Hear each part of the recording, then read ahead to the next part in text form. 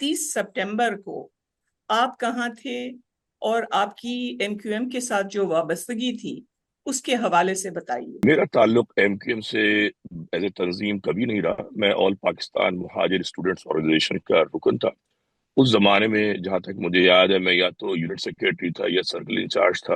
88 کی بات ہے یہ، مجھے یاد نہیں ہے، ظاہر بہت عرصہ گزر گیا کہ یہ واقعہ رات کو پتہ چل گیا تھا نہیں چل گیا تھا، لیکن صبح مجھے اچھی طرح سے یاد ہے۔ اس لیے یاد ہے کہ میں جو بھی کراچی میں واقعات ہوتے تھے جب میں سینٹ میڈیکل کالج میں تھا تو میں نے وہ اٹینڈ کیے۔ مجھے اب تک بم بلاسٹ بھی یاد ہے جو بوری بازار میں ہوا تھا، میں 3 دن اسپتال میں رہا تھا اس کی امدادی کارروائیوں میں، اور اس کے علاوہ جو چھوٹے موٹے ادھر واقعات ہوتے رہتے تھے ڈسٹرکٹ ایسٹ میں، لانڈی، کورنگی، ملی، جو ان میں سے ایک واقعہ تھا اور مجھے اب تک یاد ہے۔